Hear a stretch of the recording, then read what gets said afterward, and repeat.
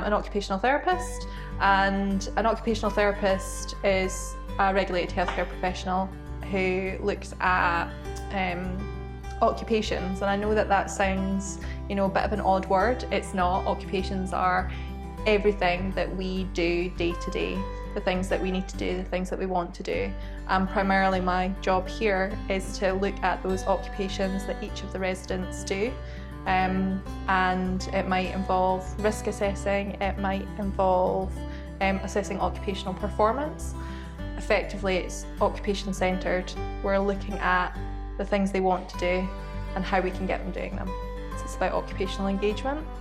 The other side of that is I've got another client that we're looking at accessing the gym. And they are somebody that goes out on a 2-to-1. So it's looking at risk assessing those particular environments. And there's another individual that I'm working with where we're doing a lot of vocational work. So looking at activity in the community. Eventually what they want to do is they want to enter some form of paid employment, but at the moment we're looking at just building up their routines, their tolerance, their ability to sort of engage in community activities. So we start at volunteering. I think from an OT perspective it is that what are the occupations that they want to do? What are the things that are most important to them, because that's actually what should lead, our intervention. What is their purpose? What is their interest? What makes them who they are? With the variety of residents I have, not one person is the same. So it might be about some road safety out and about in the community. It might be some wheelchair skills. It might be building confidence and skills within the kitchen. That might be to do with things like their memory, their planning, their organisation, and finding ways in which we can help them to complete the tasks that they want to do. So I think that covers quite a huge spectrum actually. Anne-Marie has got different areas that she'd like to focus on, and one of the things that she'd like to do is develop her skills within the kitchen. With Anne-Marie, she does have some difficulties with her memory and can get easily frustrated. I mean, obviously, if you'd wanted to get some pent-up anger out, we could have got the rolling pin in the plastic bag and done some smashing. Have you done it that way before? Yeah, I have.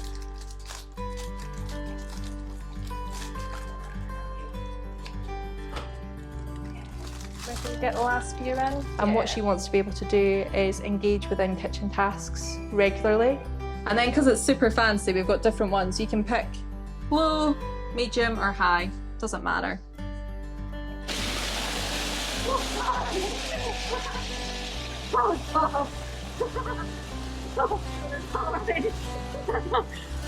And what we'd like to do is move it away from it being OT-led to it being led by Anne-Marie and her support worker. So today we're going to be doing a recipe which is her choice of Banoffee pie, delicious. And if you're happy, I'd also like to take photos as we go along, because what I was thinking that we could do is we could put it onto your tablet. Yeah. So that you've then got something that you can go back to and then do it with the staff at the house. How does that sound? Yeah, sure. Yeah, and we're going to either film ourselves or take pictures so that we can then use it with technology later on. So in a way, what we're able to do is translate what's happening within my session, create it so that it then would take place the exact same way for a support worker. So that's what we're going to be doing today. It's all well and good completing an assessment and providing some intervention, but if we're only going to be doing that once a week, actually is there sort of clinical effectiveness to that? Is there going to be the occupational gains that we're looking for? Is there that chance for occupational engagement? Once a week, there's not going to be enough. Ta-da! Like magic. Shall I start? Yeah, go for it.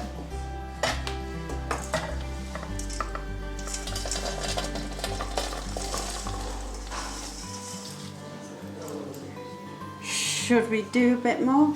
So having somebody else being able to do it and being able to do it in a way in which we've set up and identified as the most helpful way for that person is going to make a much bigger difference. How easy is that? Right. So we've done that part. So do you want to tick that off your list? So we've crushed the digestives in the food processor, so we can give that a good... Yep. So then we've got, what's this one? Put the butter into the pan and melt on top of the hob. Yep. I don't work in isolation, so it's really important that we work together as a team. That is what rehab looks like. There are so many sort of overlaps in the different therapies, but actually we each have our unique skill set. So there might be some joint work that I do with psychology in regards to sort of behaviour and risk when accessing the community. There might be something that I do with speech therapy in regards to social communication or developing social networks.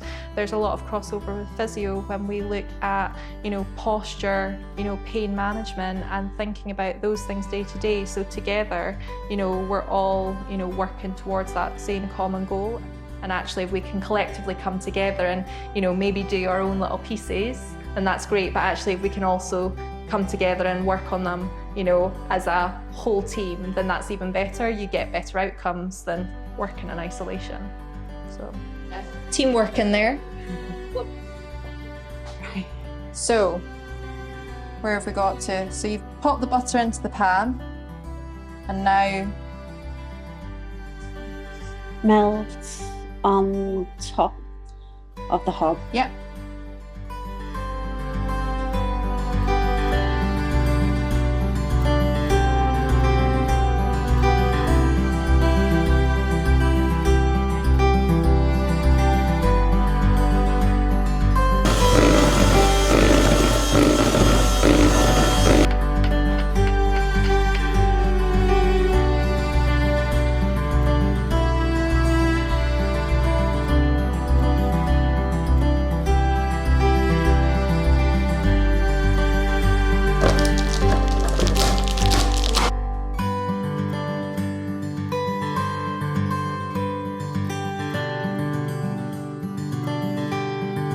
Can I have a slice?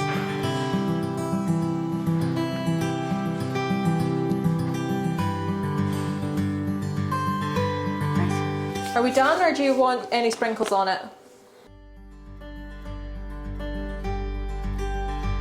And I think that's why I love my job, because you get to meet so many different people and they do so many different things. And do you know what? I find out so many jobs that I wouldn't even have known that it's a job or that existed.